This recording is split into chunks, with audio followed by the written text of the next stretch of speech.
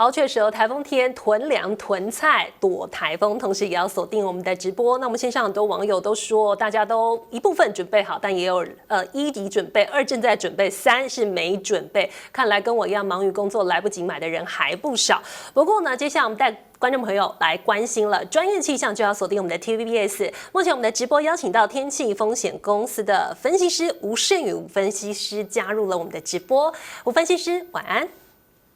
主播好，各位观众朋友们晚安。好，吴分析师，我们翻看这个气象署的资料，发现呢，大家觉得康瑞台风来势汹汹，真的不是开玩笑的，是9年来第一个暴风半径突破300公里。那么很多人呢就会拿它跟2016年的苏迪勒台风，它的暴风半径也有300公里，几乎是把整个台湾都盖住了。而这两个台风有什么相近之处呢？那接下来康瑞还有在增强的可能吗？好，那目前的确康瑞台风在今天的时候，它的暴风半径已经被扩大到320公里哦。其实它的这个半径大小已经超越了这个所谓的这个苏迪勒台风的300公里哦。那这两个台风非常相似的地方，就是它们的范围都非常的大哦。范围非常大的这个台风的话，对我们的这个影响上来说的话，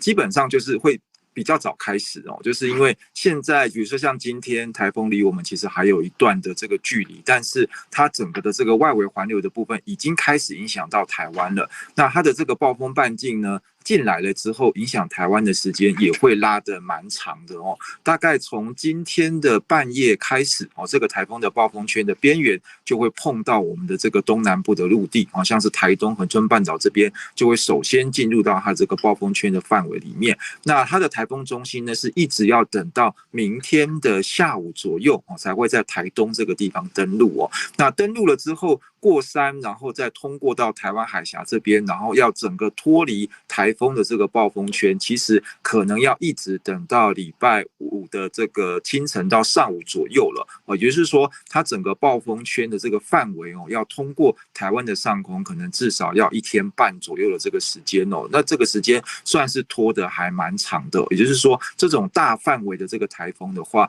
对于台湾来讲的话，最大的问题就是整个影响的时程会拉得比较久。那拉得比较久的话，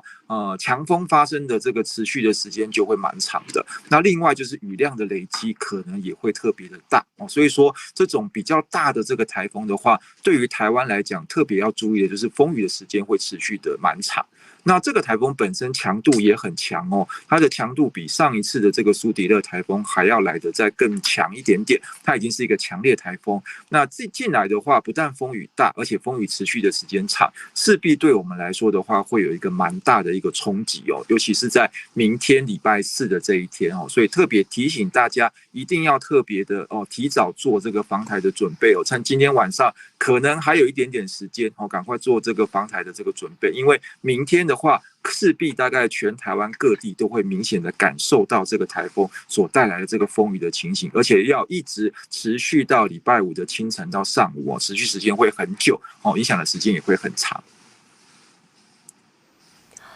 好的，那么还要请教吴分析师哦。您刚刚提到说，这一次的台风跟我们刚刚比拟2015年的苏迪勒台风威力来得更强。那我们从它的这个卫星云图看来，真的是非常非常的扎实。它会是穿心台吗？那么按照您目前掌握的资料，大家线上网友大家都在问哦，到底有没有机会放台风假呢？有哪些区域几率比较高呢？好，那其实这个台风的路径上来讲的话，它的确也是直接经过台湾的上空哦，因为它会从台东这边进来，然后翻过整个中央山脉之后，可能会在台中到彰化这边出海，然后再继续沿着台湾海峡北上。那这样子的路径上来说，的确也就是穿过整个台湾的上空哦。所以说，你要说它是一个穿心台，其实也算是蛮符合这样子的一个形容的一个情况哦。所以它就是通过整个台湾上空，那全台湾都会受到影响哦。所以说，如果就放台风假的部分来讲，以这个路径哦，全台湾都会进入到它的这个台风警报的这个范围，也会进入到它的这个暴风圈的范围。那另外就是在这个风力的这个预报部分来看的话，其实明天大概全台湾都是达标的哦，都是达到有可能要放假的这个标准。所以如果没有意外的话，应该明天各地放台风假的机会都是非常非常的高哦，都是非常高的。所以很有可能明天大概是全台都会放假的一个情况。那至于说是后天的话，可能就变数会比较大哦，因为这个台风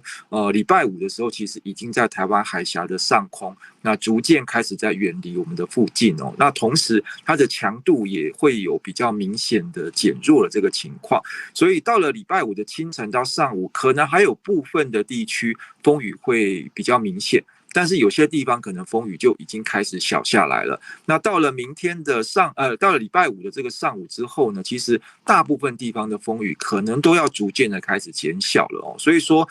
礼拜五会不会继续放台风假？不能说完全的没有机会。但是目前来看的话，可能有些地方达标，有些地方不达标，那这个就要看到时候，就是明天我们可能会再讨论比较实际的这个状况，才会知道说礼拜五继续放台风假的这些地方比较高的几率可能会落在哪些区域。那明天的话，我想应该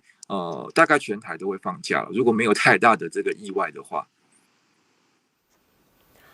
好的，我们谢谢吴分析师哦。所以根据您掌握到的这个风力还有雨力的标准呢，明天礼拜四也是康瑞台风，今天入夜过后到明天清晨到上午，影响台湾最剧烈的时候，放台风假的几率，全台放假的可能性很高。但是呢，礼拜五会不会继续放假，还要看这台风触路碰到中央山脉之后的实时变化了。谢谢分析师的分析，谢谢大家。TVBS 新闻直播回到 YouTube 频道了，提醒您每周一到周五的晚间7点到9点，由新化主播为各位新闻划重点，记得一定要来参加直播。